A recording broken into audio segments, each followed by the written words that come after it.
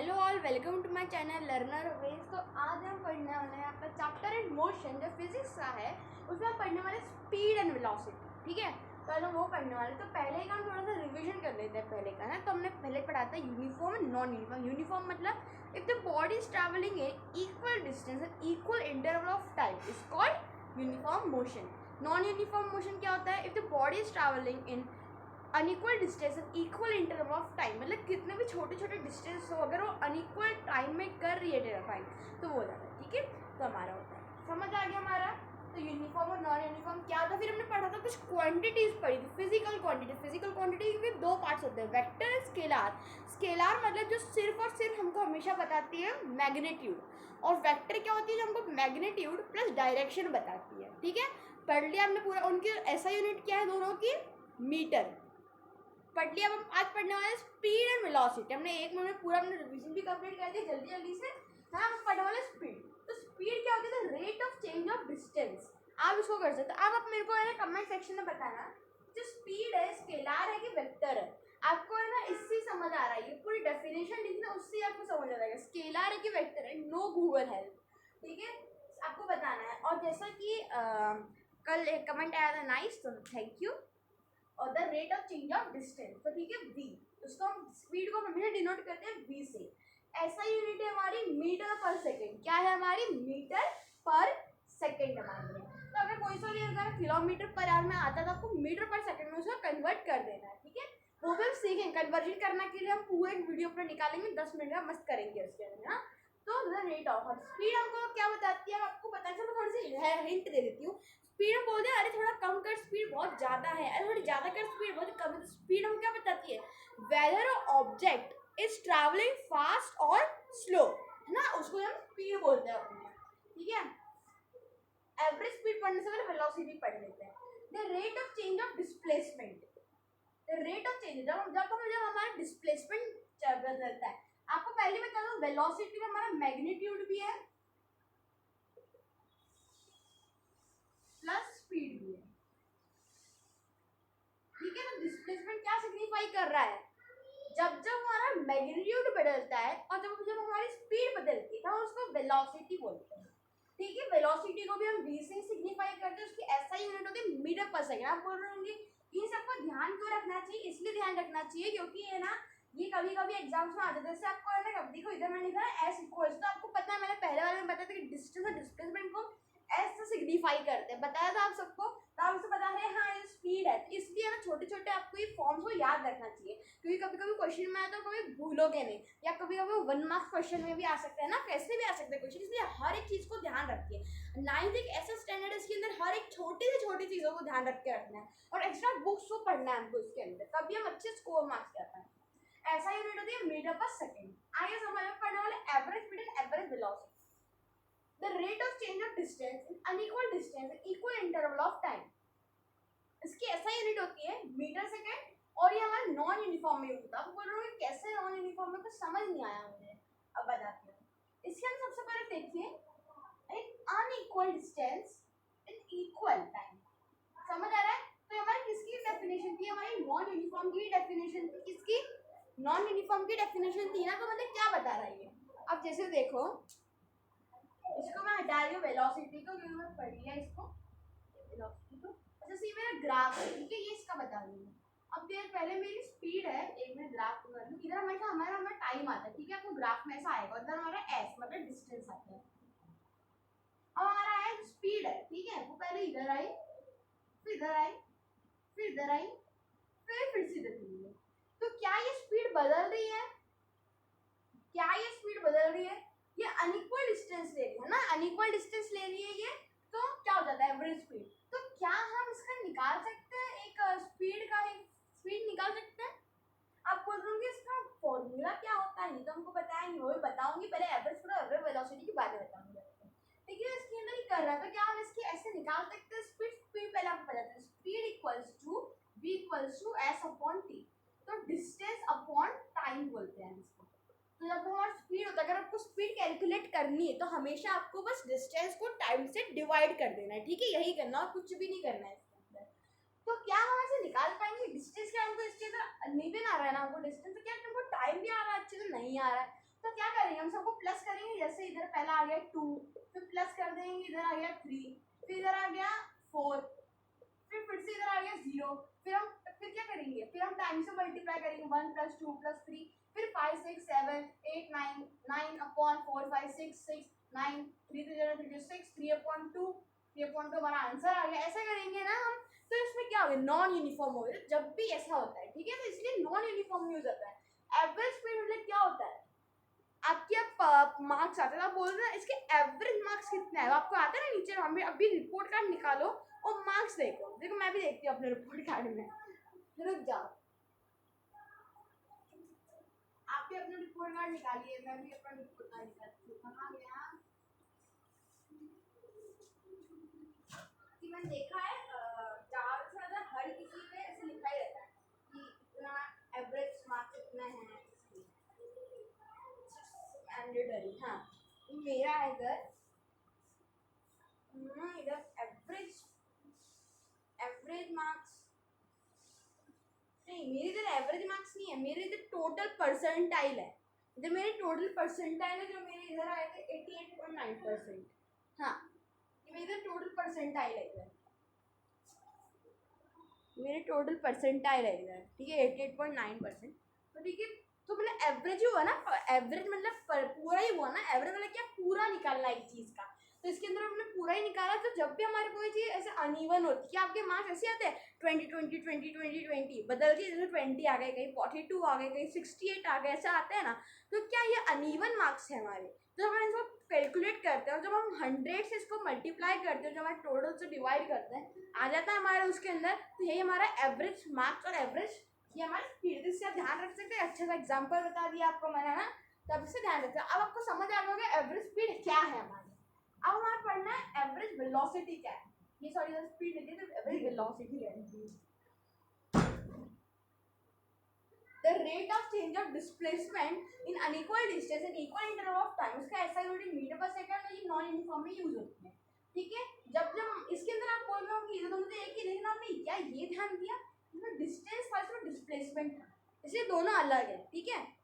तो हमारा यही है, वैसा के वैसा ही इसका मैं इधर ही एग्जांपल ले लूँ, कौन सा डिस्प्लेसमेंट का फर्क, ठीक है। आगे हम सब, हाँ, एवरेज जो वेलोसिटी है उसका हमारा जो ये होता है एक्सप्रेशन, उसका हमारा तो v = s अपॉन t। आप बोल रहे हो फिर से डिस्टेंस अपॉन टाइम, नहीं, डिस्प्लेसमेंट अपॉन टाइम। अगर आपको ध्यान होगा, हम डिस्प्लेसमेंट और डिस्टेंस दोनों को ऐसे ही हम डिनोट करते हैं, और v को हम v हमारा स्पीड और वेलोसिटी होता है हमेशा, है ना। ध्यान तो है ना सबको इतना, तो ये सबको इतना ध्यान होना चाहिए, क्योंकि आगे चैप्टर में भी आएंगे ही आएंगे, इसलिए, ठीक है। तो एक की पॉइंट है इसके, तो आपको सबको ध्यान रखना है, speed and velocity can be same the body moving in straight line.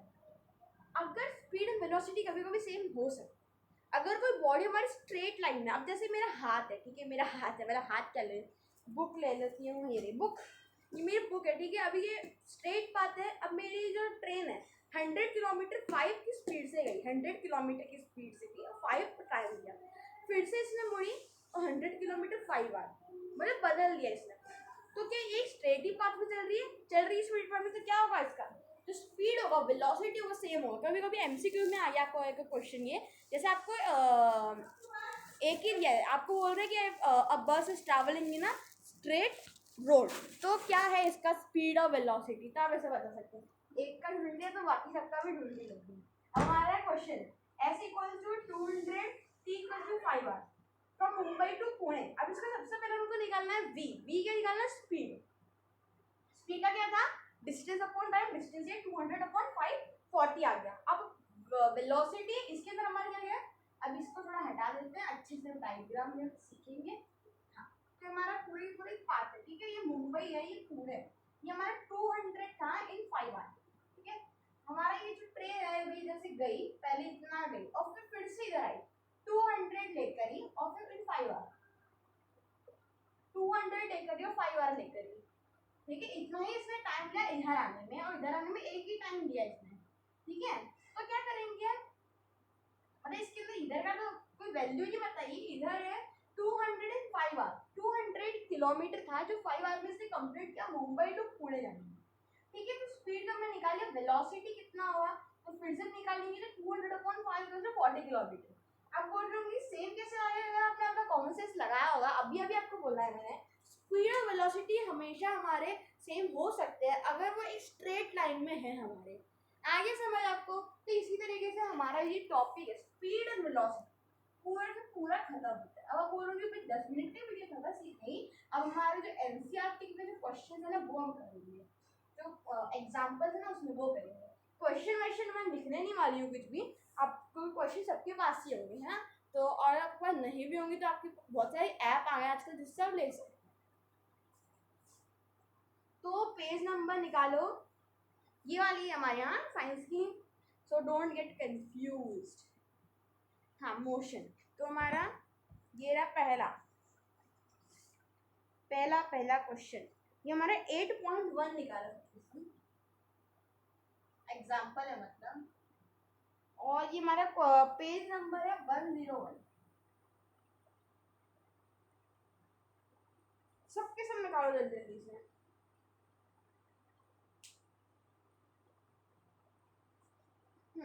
तो पहला है हमारा इन ऑब्जेक्ट ट्रैवल 16 मीटर, एक ऑब्जेक्ट की जैसे मैंने गिवन लिखना हमेशा जरूरी है, क्योंकि अगर आपको कभी क्वेश्चन आप सॉल्व करते तो आपको बार बार क्वेश्चन देखने की जरूरत है, हमारा आंसर में पूरा क्वेश्चन लिखा है, ठीक है?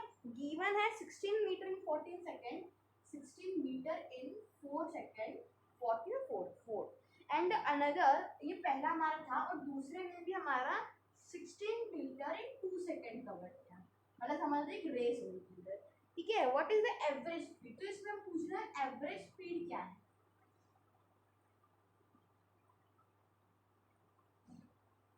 एवरेज, आप एवरेज स्पीड को VAV से डिनोट करते हैं, आपको बताना भूल, ठीक है? VAV से आपको डिनोट करते हैं, वैसे एग्जाम में आता नहीं एवरेज स्पीड ही आता है, कभी ऐसा आता नहीं, लेकिन लिख देना स्मार्ट वर्ड। तो इसमें एवरेज स्पीड आप कैसे निकालते हैं? एवरेज स्पीड इधर ऐसा VAV equals to total distance upon total time equal to 16 plus 16 upon 4 plus 2 32 5 6 6 तो ये हमारा आ गया इधर 32/6। क्या मेरा सही आंसर है? हाँ सही आंसर। अगर आप चाहे तो इसको मल्टीप्लाई भी कर सकते हैं, हमने ये पढ़ा ही है मैथ में कैसे करते, चलो करते हैं मैथ में थोड़ा लगाते हैं। 6 4 12 6 6 12 6 3 80 6 3 22 6 5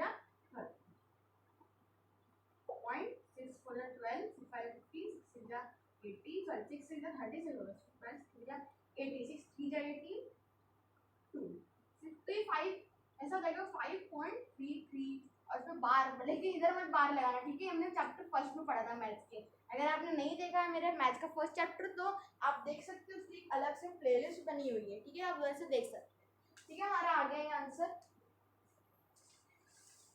तो हमने कर दिया, तो बहुत इजी था। आपको दूसरे तरीके से भी कर सकते हैं, पता है, मतलब एक ही आंसर तो एक ही आएगा, लेकिन कैसे कर सकते हैं? जैसा पहले टोटल डिस्टेंस आपने निकाल दिया ऐसा 16 + 16, फिर हमने टोटल टाइम भी निकाल दिया 4 + 2, और मैंने फिर ऐसा किया ना, ये ऐसे भी कर सकते हैं अगर आपको बड़ा चाहिए, लेकिन मैंने ऐसे किया स्मार्ट वर्क, ठीक है? हम करने वाले अपना 8.2, जल्दी से पेज नंबर निकालिए।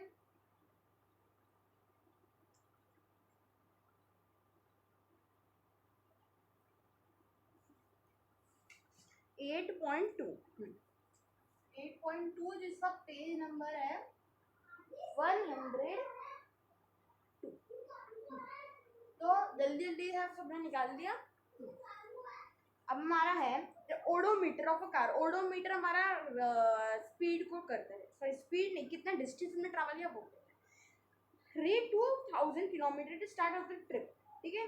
जो 2000 किलोमीटर था वो स्टार्टिंग का था ट्रिप का, तो हमारा एस हो गया जैसे 2000 kilometre at the start of the trip and 2004, और फिर 2004 था, तो हम सॉरी 2400 था, तो कैसे करेंगे? सबसे पहले क्या कर देंगे 2400 माइनस 2000 कर देंगे, अभी हमारा एक आ जाएगी पूरी स्पीड फिगर। अगर आपको ऐसे नहीं आता है वैसे कर सकते हैं, ठीक है? क्योंकि मैंने जाती वही गलत आंसर हो गया, 400 आ गया है ना, 400 ही आएगा ना। हाँ अब हमारा है तो टाइम इधर है हमारा 8 आ, ठीक है?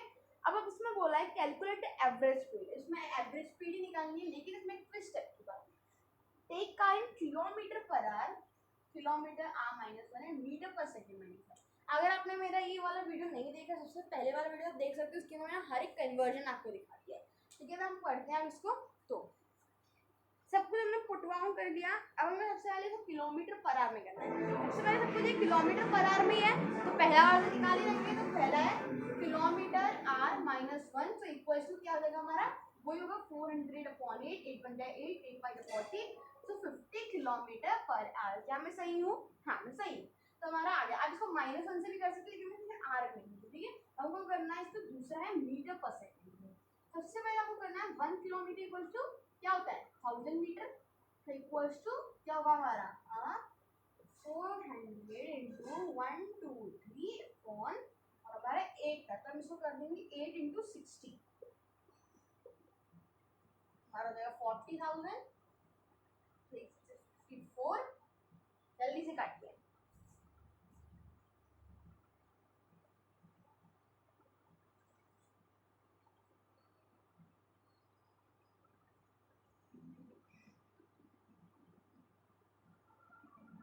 उससे कुछ ऐसा आएगा आंसर 13.9 मीटर पर सेकेंड। ठीक है, आगे हमारा आंसर मीटर पर सेकेंड में भी निकाला, किलोमीटर पर आवर में निकाल दिया। अगर आपको डाउट है फिर से आप देख सकते हैं। तो हमने कर लिया। अब इस पे एक और क्वेश्चन 8.3 है, फिर अपन आ जाएंगे रेट ऑफ चेंज आ जाए, फिर एक्सेलरेशन पा लेंगे, हमारा लास्ट क्वेश्चन है। उसके बाद वीडियो खत्म। उसके बाद हमें एक अमेजिंग फैक्ट भी दिखाने वाली है। हाँ मुझे पता है, Usha swims in 90 metre long पुल। तो मैं इसको हाथ में ले लेती हूँ।